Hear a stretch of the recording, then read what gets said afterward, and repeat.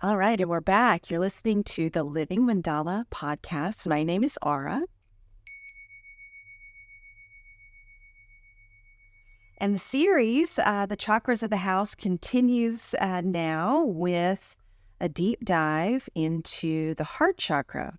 And of course, along with us on this learning adventure is Dr. Bill Barnard, professor of religious studies, and someone who knows a lot about these things. So it's really been fun from episode to episode to episode to, deep dive into the chakra itself. But then, for me, it's really fun to think of like where those corresponding places are in our homes that, as part of like a larger system to, address, I guess our whole lifestyle, bird's eye view of our lifestyle and what's going on in our house and home. So this is such a cool lens through which to do it. So thank you again and again. You're so welcome. All right. To learn.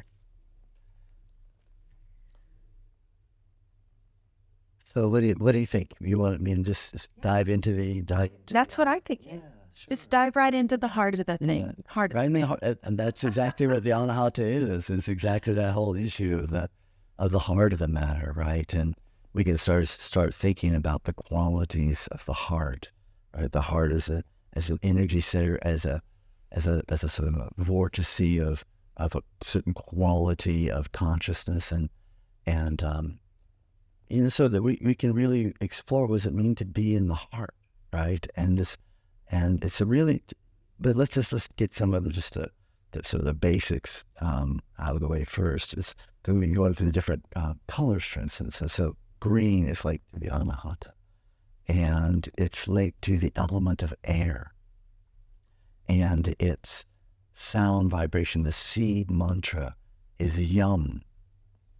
And so the anahata means the unstruck, so it has this sense of this almost like just, it's unstruck, but it almost is as if it has this sort of,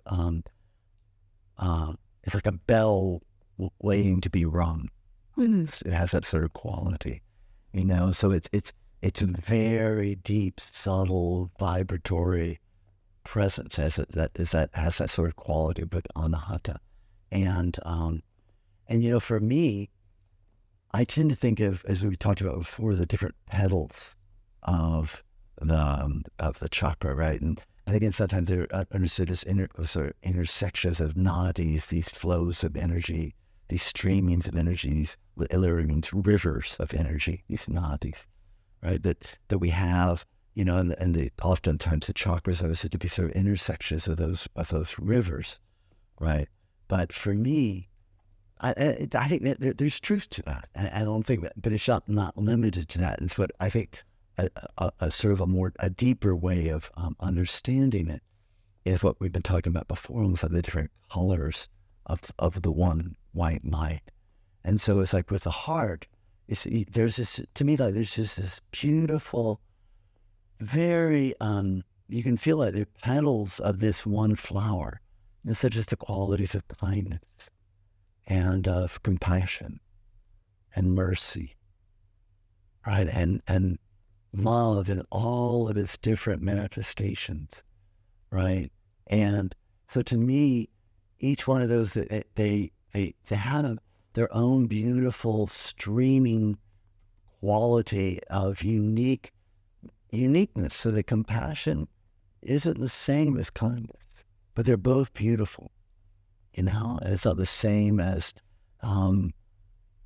of devotion to God, right? There's all these sort of just flavors of the heart, or petals of the heart, right? And so, to me, the anahata is just such a beautiful level of understanding, and you can go even deeper than this with the heart, though, because it's certainly in the tantric traditions, they have this deeper level of the heart called the hridaya. And the hridaya is the interflow of just the basic divine presences of reality, what they call percussion, martial or light, and dynamism on Mars. But it's understood to be this, just the deepest essence, the heart of who we are. Right? The Hridaya. And it's the most holy, sacred center of our being. It's, arguably the place where God and the goddess, because it's usually that way it's understood, are just that divine presence, that divine source lives most fully, they would say, in the Hridaya, in the heart. And so I tend to think of the Hridaya as the deepest heart. It's like, then it's sort of like it has a energetic manifestation in the Anahata. So that the Anahata is a sort of an echo off of the Hridaya in a sense of it. It means that there's a beauty. I mean, of course, the Hridaya is the heart of it all, right? But there's some sense that love and compassion and mercy and forgiveness and kindness, all of these qualities, these divine qualities that we can nurture within ourselves, are just an intrinsic outpouring of that one heart, right? Something like that. Something like that. Yeah. Sure.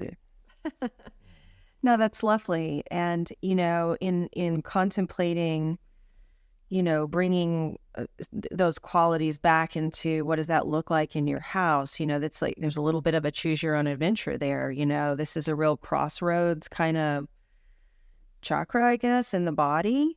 And so, it was sort of like, where do I want to apply that, in this little experiment? And so I chose, the living room and the family room.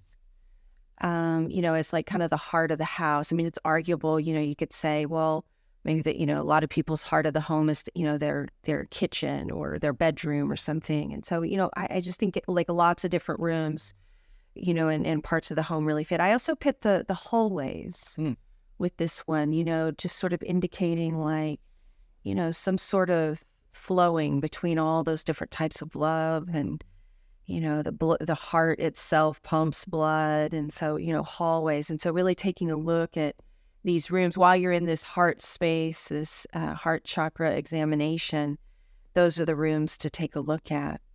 I also put down, in my chart of correspondences here, to get the air conditioning system. Maybe it needs a tune-up. Maybe change your air filter. It could be time for that, the heart, the lungs, that that just that whole zone there is, I have a huge tattoo on my heart that's, tattooed on my heart. It's my children, and so, I had a, I don't know what to say, just like a big event happen in that part of my body, in the form of getting a tattoo. And so I have like a bit of a physical echo of that space that I know I can really feel. I'm sure, you put your hands near it, you can feel. Of course, you can feel your heart beating. So anyway, back to the air conditioner. I thought that was a good one to check the air filter, things like that.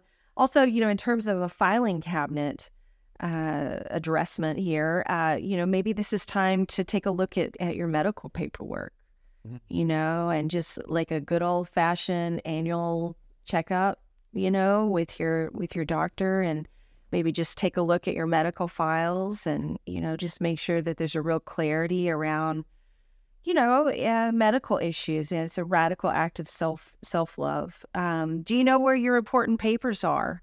Like your marriage license, where's your marriage license? We covered the suggestion was the will, up in episode 1, the Muladhara chakra of, thinking about, just having your will, these important papers. Nothing says I love you like having your will and your papers done. I would argue that this would be, if you didn't get it done back then, this isn't like, here's your gentle reminder, to get your important paperwork in. Okay. In terms of like a suggested medical exam, maybe it's time to get a breast exam.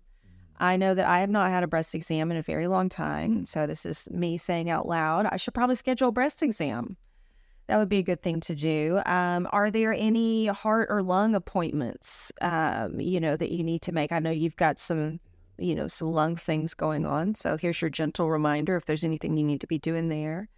And then, I also had to take down a heart opening yoga class. I'll say that that's been one of the things that's really, really, really, really helped me open my metaphysical heart, but also my physical heart and just the whole space. And, it's helped my posture. I think there's something about, sort of leading with good posture and your heart forward and not hunched over it, because it's been hurt too many times or whatever. And so taking a good heart opening yoga class, and there's lots of poses you can just do, sitting in your chair. You're doing one right now. And then, in terms of self-care, I put down, when was the last time you called your mother? Call your mom. That's a good heart chakra thing to do. And then when was the last time you had a good cry? I always think of crying as linked with the heart chakra. And I think earlier we had also talked about, tears are also sacral chakra too, right? But I also think they're heart chakra related. I think it's one of the ways that the heart purges is through tears.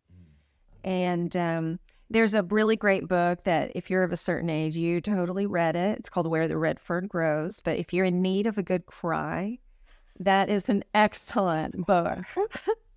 To just check it out at the library and read it, and it's just guaranteed you will cry unless your heart is made completely of stone. Oh, it's about these kids and the dogs and oh my God, it's just instant cry. It's so good. Nothing will open your heart like that. It's called Where the Red Fern Grows. Check it out. And then in terms of, the day of the week and all of that, I love the heart chakra and its correspondences. It corresponds to the planet Venus. Okay. So, in the planetary sphere, it corresponds to the day Friday. So, Friday is for Freya, but anyway, how planets and days of the week, how they slightly differ, but what is universally agreed upon is the planetary assignments, and Friday is definitely Venus. And Venus is so cool because Venus's orbit, if you're from the perspective of standing on the Earth, and if you're looking up at the sky and you're one of these people that charts stars every single night, I mean, there's very few of us left, right, that would literally chart every night. But if you did that, you would find that Venus makes a pentagram, makes a pentagonal, sacred geometrical flower. It's like a 5-petaled flower. It's a pentagram. That's the pattern that it makes. And so, it's a beautiful phenomenon that is, sort of reflected on the lower plane on Earth, in the form of you can slice open all kinds of different star fruits and all different kinds of cool vegetable and flowers and flora and fauna, and it will often reflect this 5-petaled Venus rose, sort of thing. There's whole cults built up around Venus. I mean, she's a whole situation. But what I love about Venus is the beauty that it brings to our world. And it comes through the heart. I mean, that's where the beauty is sort of just pouring through, is through that heart chakra energy, is what is linked with Venus. At the time that we're recording this whole thing during the summer, and today actually Venus goes what's called retrograde today. And, retrograde cycles are where you get the petals from. That's the thing is that, everybody quakes in their boots over retrogrades, because from the point of view of Earth, the planet appears to then turn around and go the opposite direction of where it's supposed to be going. But what it's doing is it's perfectly beautiful. It's making one of the petals of the flower in the sky. And so retrogrades in that sense they're just part of the natural order. And they're really beautiful times to inquire, to look within, and really look within the heart. In this case, a Venus retrograde is looking inward to the heart time period versus a Mercury retrograde, which would be, looking inwards, towards your words and your communication. So retrogrades get a bad rap, but really they're just such part of the beauty of the higher higher cosmological order.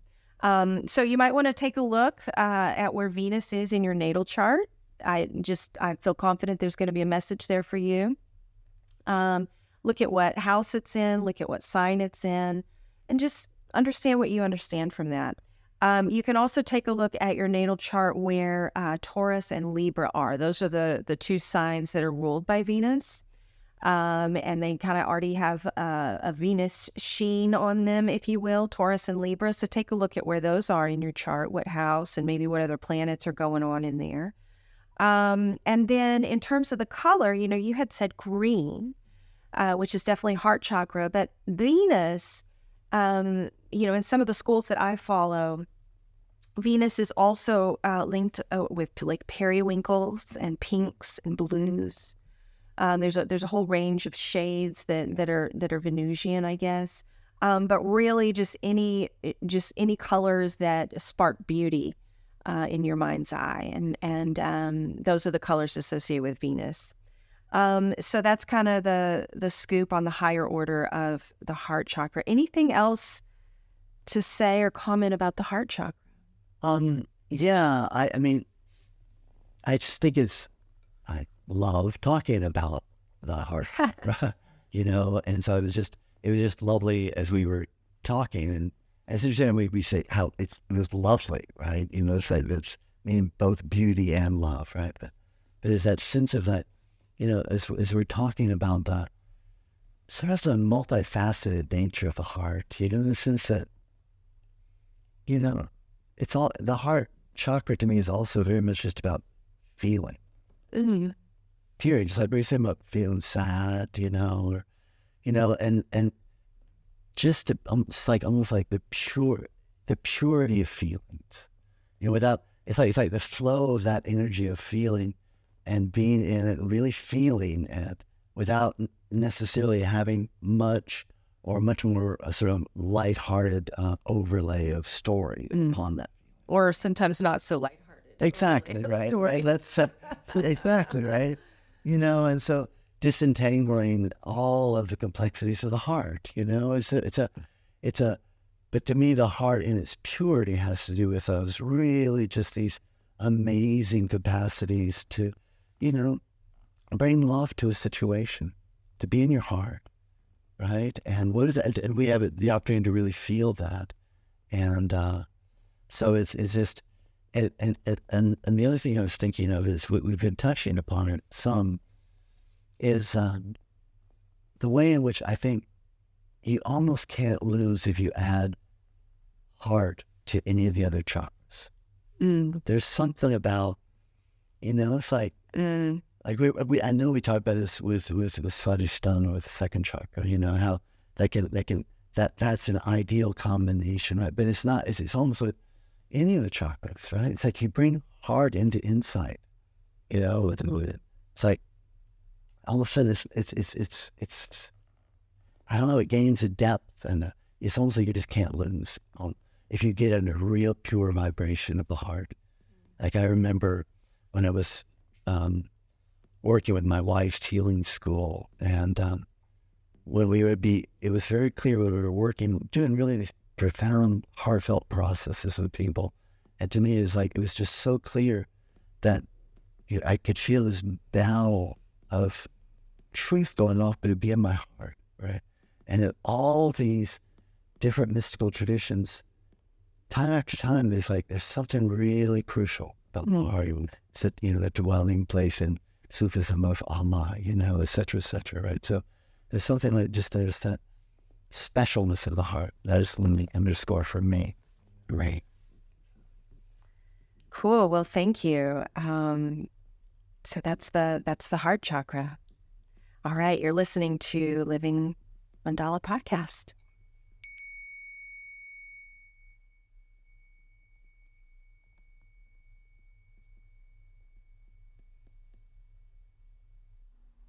Hey everyone, it's me again. Thanks for following along with the Chakras of the House series.